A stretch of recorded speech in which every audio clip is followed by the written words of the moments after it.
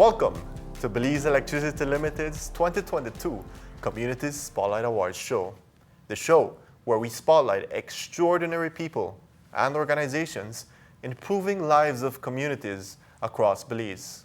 My name is Emmanuel Petch, and I'm joined today by my co-host, Melissa Foreman.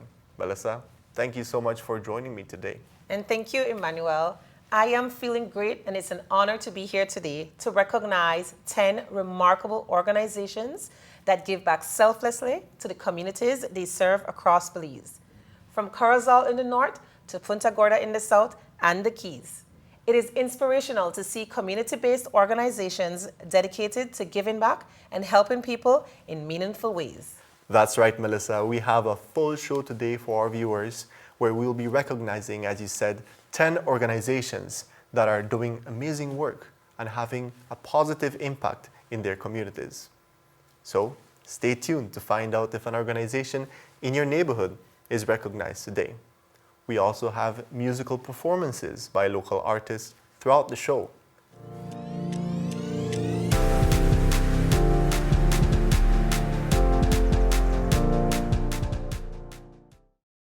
With BEL, it's always giving back to the community.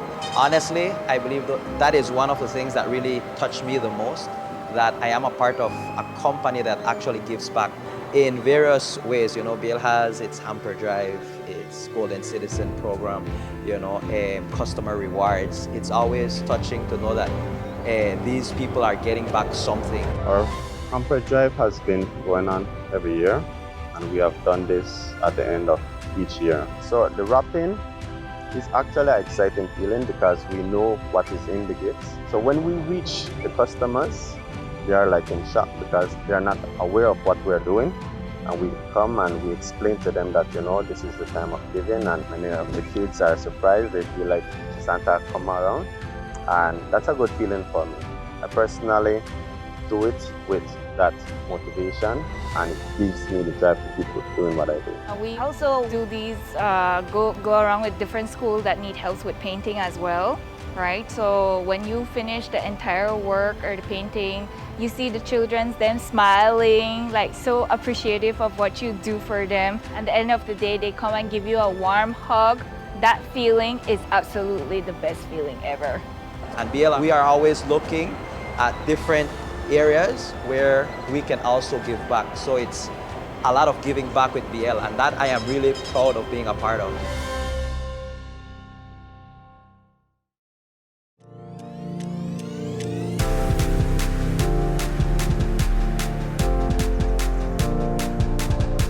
Giving back to communities is part of our values and our shared culture at BEL.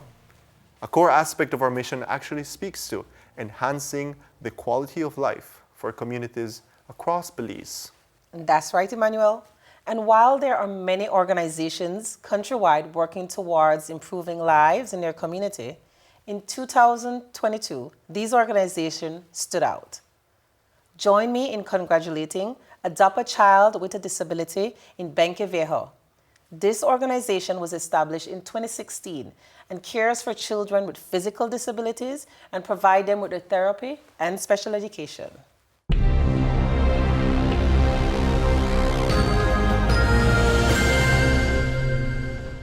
Adopt a Child with Disability was founded December 2016. As a physical therapist, is my profession. I started seeing patients, and all of a sudden, one children with disability came, and I was touched, and I started helping free of charge to this child. And one told the other, and the other told the other, and all of a sudden, I have over 10 children that I am helping free of charge, but then I'm getting overwhelmed. So I decided, let me try to get the community involved so I can bring more help and we can see more children. On a regular basis, we were helping over 50 children, I would say 60 children, providing them with free physical therapy. But then later we were approached by other teams of volunteers that would come from the United States to provide speech therapy or occupational therapy or dental work. So we would take our children and try to also provide these services whenever they were available to us.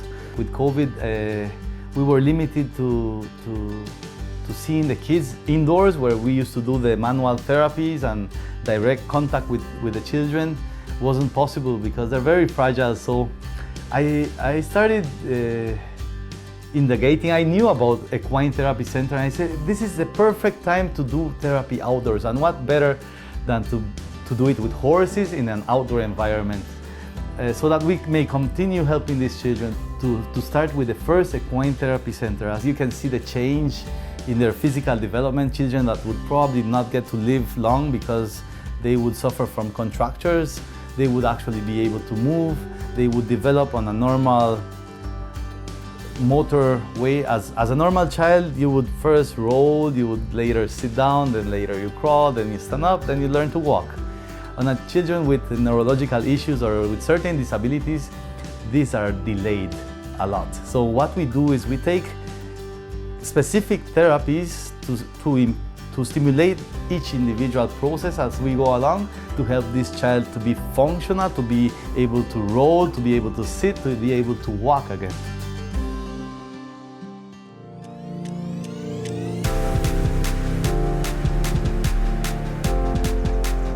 Next on our list, a young and vibrant group of local citizens dedicated to maintaining and conserving the Rio Grande watershed located in Toledo District. Join me in recognizing the Rio Grande River Keepers.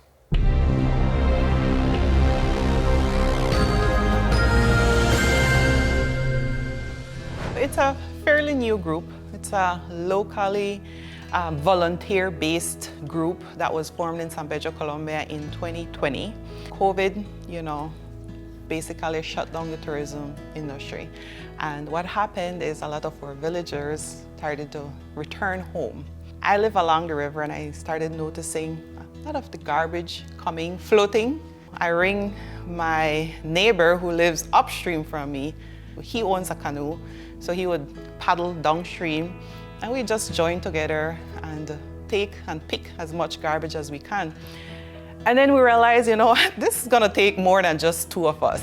So we posted it on Facebook asking for volunteers, and the support was overwhelming. So in total, it's 4 leaders, and we have a total of 29 volunteers that have been with us since 2020 up to now. We sort the garbage depending on the different categories. So if it's plastic bags, plastic bottles, glass bottles, clothes, and the other one is like metal, any discarded metal. And we have a big scale, and we would tend to weigh them, and just, the volunteers would take tally of it. For year 1, we retrieved almost 1,000 pounds of garbage from that river. Interestingly, number 1 garbage that is taken out is single-use plastic. We're thinking about those plastic bags that you would typically get at the grocery store. We started to go to the stores, and we started telling them, this is what we're noticing from the garbage that we're picking up. And we got one store to stop completely from using plastic bags.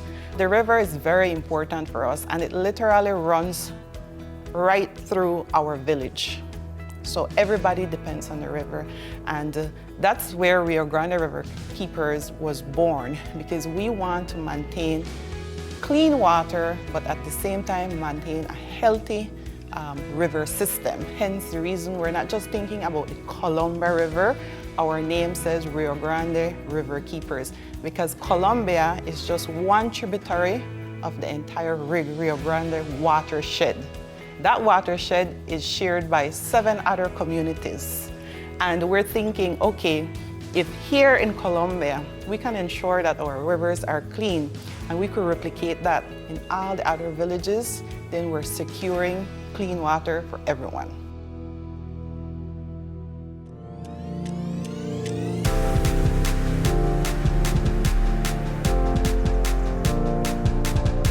And up next, the Productive Women in Action, based in Stan Creek, advocates for women's personal and economic empowerment and gender equity.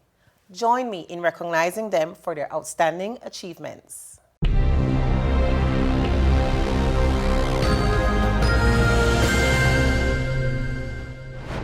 Power started in 2003 because we saw the need for us to be able to come together as a women's group and to address certain issues that were affecting us, especially as women. Then we've continued to be an outreach organization that reach far into the communities to address issues that affect women and their families. Our services are broad, and first and foremost, our service is to educate, inform, I would also say empower and inspire, but sharing information for people to know their rights. We also from time to time offer different packets of service. For example, nutritional support for persons living with HIV. Sometimes we also have psychosocial support and counseling therapy for trauma. We also do referrals to different agencies for different services. These services are important because as quiet as it may be kept, a lot of people don't really know or don't have the confidence sometimes to access these services. Sometimes they may know a little bit about it, but still they need a little bit of encouragement or they need a little bit more information.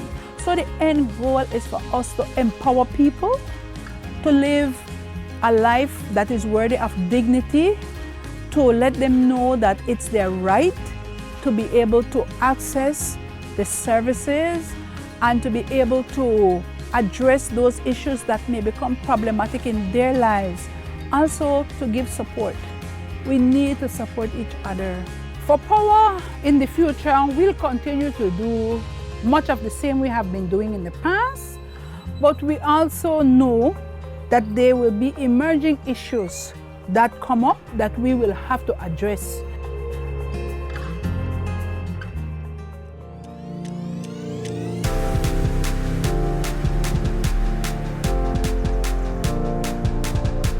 Congratulations for your outstanding service to the community.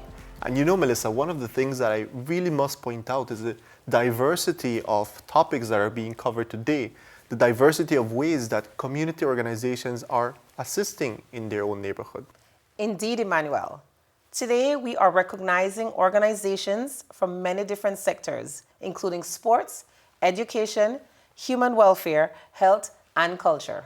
And we have so much more for you on the show. But before we continue, please enjoy this brief musical intermission by Belizean artist Chanel Parks.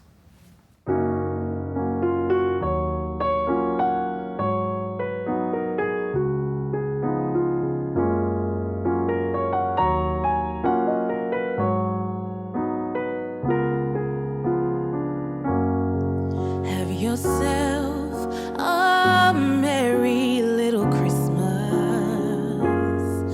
Let your heart be light.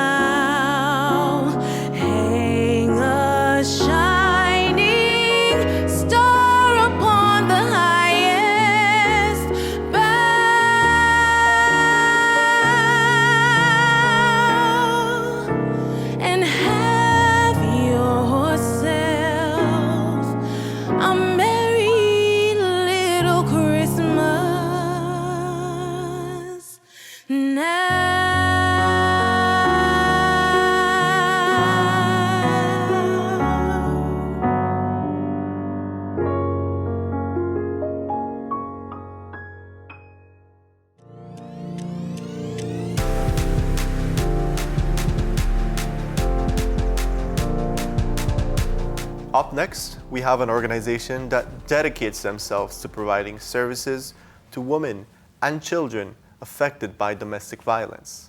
Join me in recognizing Mary Open Doors from San Ignacio.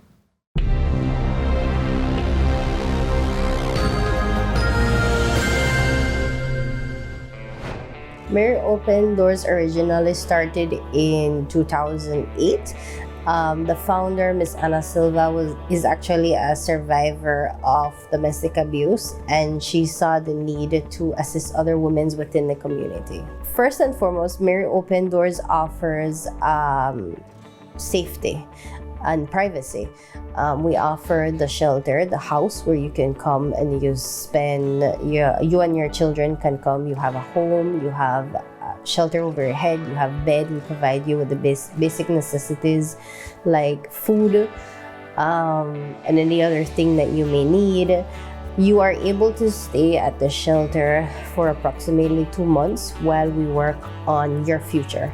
Whatever it is that you may need, whatever it is that you may want to do, what we do is we find a way to make it happen for you, along with any other services or any other external organizations that may want to assist or may need to assist. We provide basically what you call a well-rounded service to put you on your feet and to get you moving forward. Mary Open Doors is a safe house. We provide the basic necessities for battered women and children. They come to our shelter and we provide them with counseling, outreach programs, and other things to assist them get back on their feet and to move forward with life. Gender-based violence victims, but Mary Open Doors specifically serve women and children. Since we've opened in 2008, we've assisted countless women and children. Especially during the pandemic, we saw an increase in violence against those we serve, and I want to network with the other safe houses that are here in Belize so that we can learn from each other, grow from each other, and have a greater outreach. You can support our organization in a lot of ways, from a simple donation or to our social media campaigns that we do. So people know that we're here. I think a lot of people believe that because the shelter we had burned down, that we're not functioning, but we're here and we're helping. So as an individual, as another organization, as another business, partner with us, whether it be to conduct a campaign or to conduct a fundraiser, so forth. Just join us in what we're trying to do.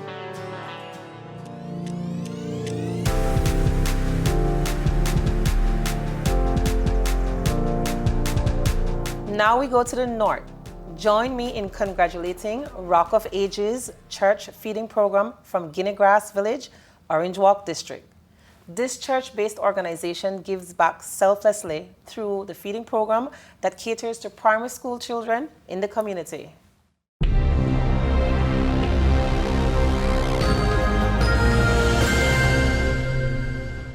Rock of Ages Pentecostal Church in Guinea Grass, along with our pastor, Barnabas Russell, was inspired on one of his visits within the community over Christmas. He visited the places back in the village that probably he doesn't do often, and he saw the need. He saw the need of doing something. This feeding program started on February 3rd, 2019.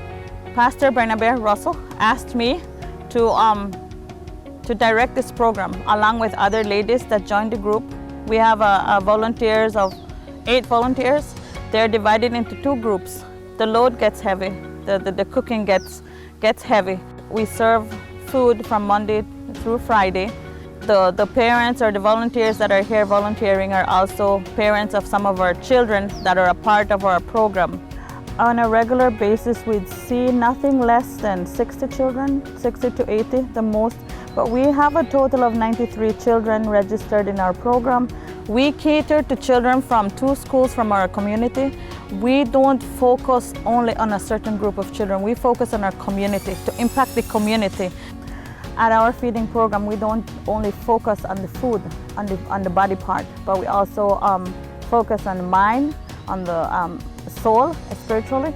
So when they come to the feeding program, these children learn, if they haven't been doing it at home, we teach them that it is important to pray.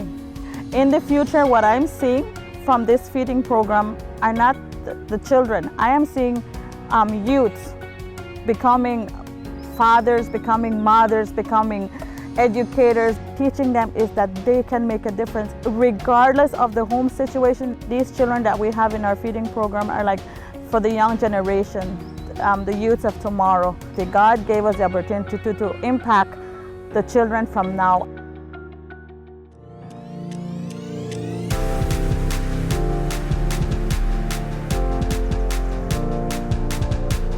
And what a way to give back to the community, Melissa. Sometimes we miss the importance of what a plate of food means for these children. So what a way to give back. And now, keeping it in the north, we want to recognize the Corozal organization of East Indian Cultural Heritage from Corozal Town. This organization works to preserve and promote the vibrant East Indian culture in Belize.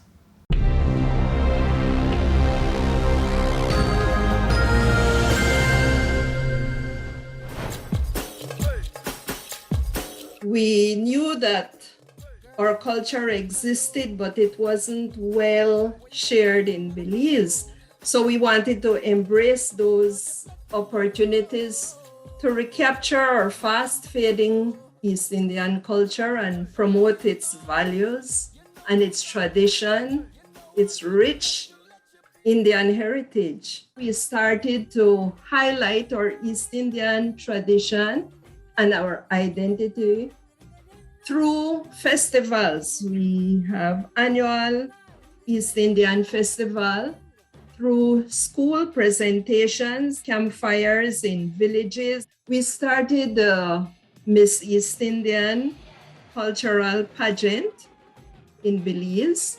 We also try to coordinate basic instructional channels. For example, culinary workshops and dance workshop. We are also involved in media presentations. We are thankful that we were able to secure a park in Corozal to rehabilitate it into an East Indian park. The name of that park is Masala Park. We also found out that, there were a lot of artifacts that are East Indian. So we started to collect them. And through the collection of the artifacts, we know that it tells a story. So it brought out rich historical information. And we also made a documentary entitled Artifacts of East Indians of Belize, Recapturing the Past to Secure the Future. We are extremely grateful for the help that BEL continues to give us, especially in the area of helping children in educating them and improve their skills in the area of academics and also culture.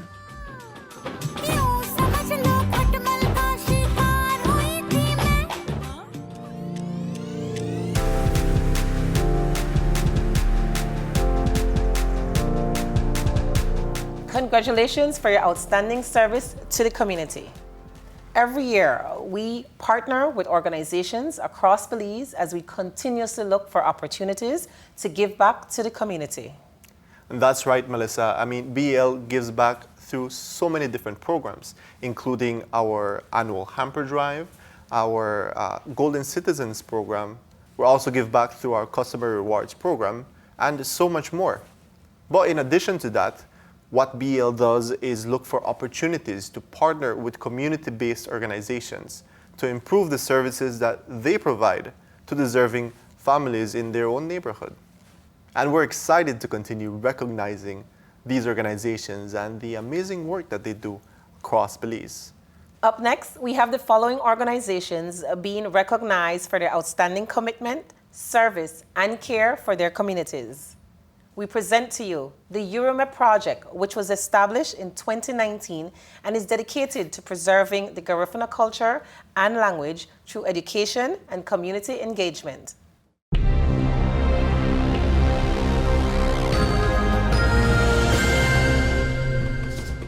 The Eurome Project started in August 2019 and we were officially registered September 2021.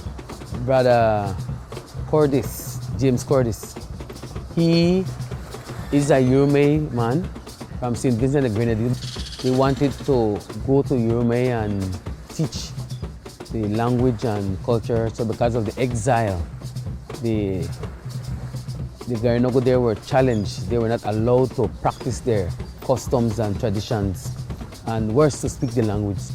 So when they had that discussion, they said, okay, we're gonna partner. So how can we go and teach? And we too need to learn. And as a result, Garifuna was also taught at the school. So we have the online course, the courses that we do, the classes. Then we have the historical component where we have been documenting our elders, rep the culture, where we challenge the youngsters to come up with a fun way to present something, but in Garifuna. We also have the spiritual revitalization component where we educate about our ancestral practice. So our primary objective is to ensure that the Garifuna language survives and that whatever is of Garifuna survives as well. To understand the importance of language preservation. And that is what the Eurome Project is all about.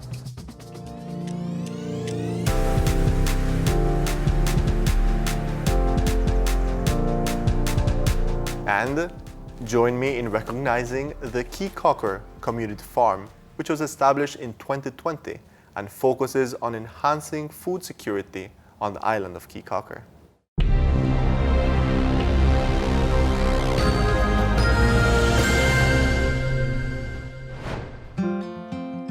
The farm started as an idea in 2020. We diligently started working at it, putting something together in the middle of 2021. When the pandemic hit and the borders were closed in Belize, our island basically had no employment overnight. About 85% of our villagers are a part of the tourism industry, and no tourists meant no jobs, and that meant no money. So fast forward, we thought this could happen again, but it highlighted the two issues that we saw from that pandemic. One was the number of jobs that are dedicated to tourism is very, very large. And the other part is when you have no money, you can't buy food and basic things for your living. And that was really dangerous, we felt. And so we wanted to look at how we would correct both of those things. We just need a farm that'll employ people and that will provide food. And so let's roll up our sleeves. We set our mind to an organic farm, a nonprofit. The farm has 4 different areas. One of the areas is growing, and we have grown fruits, vegetables, herbs. And another part of the farm is the egg production. So we have a protein source of food to mix with the vegetables. And so we have a flock of chickens. And the third part is the composting, which will help us feed nutrition into our own plants, but also provide compost materials for anyone else on the island that needs a boost of nutrition for their plants. And the fourth is a twofold education process. One of the parts is community education, because our farm is really a demonstration garden. What grows, how do we grow it, and what can other people grow as a result of that? So that's one of the parts of education. The other part is youth, a youth program where we will involve them in all parts of the farm. Marketing, distribution, growing. There's so many learning opportunities in a farm. The Kikakur Community Farm is so important to our community in so many ways, pulling people together, giving them a sense of security about their food, and joy and potential for kids to get involved in something that they've never even experienced, the joy of growing a seed and watching it sprout, and then they eat the produce later. There's really nothing that isn't positive about this project.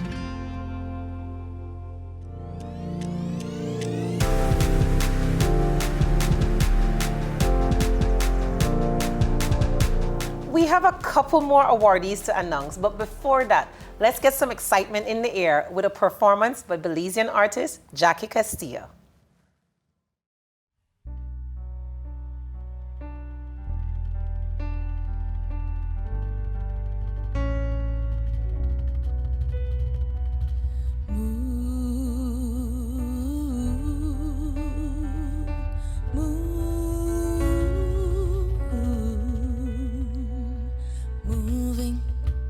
Got it for the moving, got it for the move. Moving, got it for the moving, got it for the move. Hey, moving, got it for the moving, got it for the move. Moving. Got it from the moving, got it from the move. God in a go get ready, we got work to do. Oh boo, I'm with the new. God in a go get ready, we've got work to do. Hagaburu got in a go. Hey, moving, got it from the moving. Got it from the move. Moving. Got it from the moving. Got it from the move.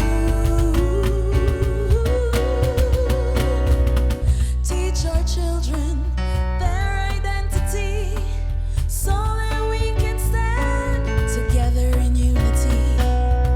Preserve what is precious, that is the strength in us.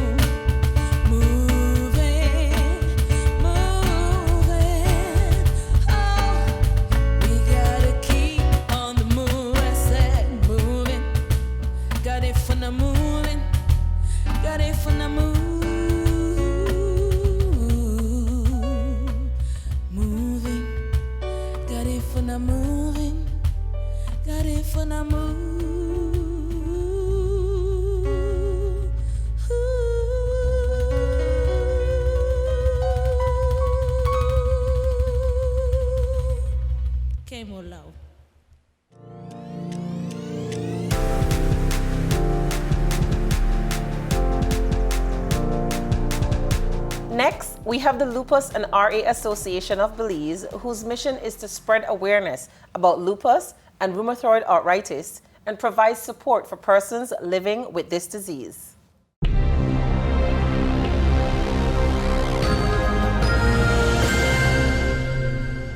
The Lupus and RA Association of Belize was formally incorporated in April of 2015. Basically what Lara does is we try to create awareness about the disease. for people to understand what we go through. We call ourselves loopies. What we go through when we're in a flare or when we're having any kind of issues related to the disease. But what we do also as an organization is that when we have sponsors and when those people give us sponsors, of course, in the form of monetary donations, we use that to assist our members with medication. So we have like what we call a medication drive. You know, bring your prescription, and we purchase at a wholesale rate through the organization, and then we issue that. We try to do it quarterly, dependent on the amount of donations that we receive. Our membership, it varies, and so presently I would say we have maybe between 60 to 80 active members. There are so many more people in Belize who have lupus, but we are not reaching everybody, and that's why every time it's Lupus Awareness Month, we ask people, you know, reach out to us, you know, let us know that you're out there, let us help in any small way that we can, because we know there is more than what we have in our membership. One of Lara's main things that we want to do is to continue to create awareness for people to understand, not because you can't see it, that means it doesn't exist. We understand what it is because we're living it, you know, and so we are able to understand what our members are going through.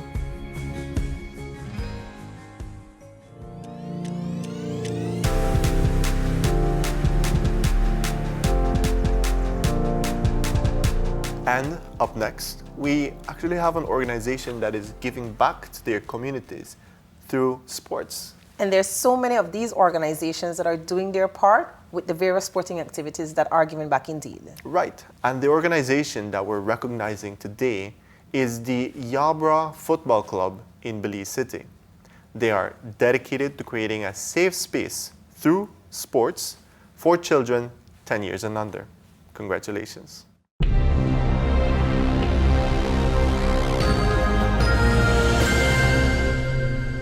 I think the main purpose was to start the Yabra Club was probably the vision of the president, Mr. Jerome, here, and me being a child way back in the 70s or so, spent a lot of time in the community, and after I became an adult, I found him still here at the location doing the same thing he's been doing for 60-odd years, and we just got together and decided to give him a hand and give back to the youth in the community. Yeah, we provide athletic services, we coach the kids, we mentor them, we have a feeding program where we try and feed the kids every Thursday. This is ongoing for quite a while now, for quite a few years. Yeah, we have several kids at the various primary schools in Belize. Recently we had a few of the kids that were somewhat, not necessarily misbehaving, but attendance was low. So our intention was to try and motivate them to go to school by actually going to the school and talking to the teachers. So we provide mentorship, we provide sporting activities, and we are here almost 365 days a year, almost every day, right? Whenever the house open, a lot of kids happy. They come out and go get ball for play, they go get something to eat. They have fun. And there is few places in this whole country like Yabra. On a daily basis, we cater from anywhere from 20 to 50, 60 kids. Almost every day we have at least 20 of them every day. We provide water for them, that's what they always need. There's always a need for water. And we have to do some out of pocket because we don't have a water system and so forth. So much of what we do is the generosity of the few members that we have. The Yabra Football Club will forever be here. We help with kids and we instill discipline. And I love to see the kids happy.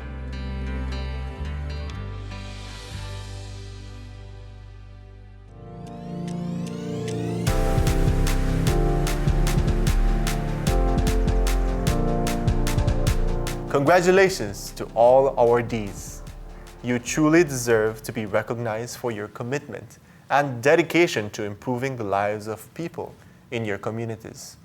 We at BEL applaud you wholeheartedly for your outstanding achievements. It is truly admirable to see people answering the call to action and giving back selflessly to the communities across Belize. We wish you all continued development and success in all your future endeavors. And thank you for joining us on the show. And thank you, Melissa, for joining me on the show today. It really was a pleasure to be recognizing these outstanding organizations. And on behalf of all of us here at BEL, we wish you all a safe and joyous holiday season. As we close off, please enjoy this musical performance by Belizean artist Richard Pitts.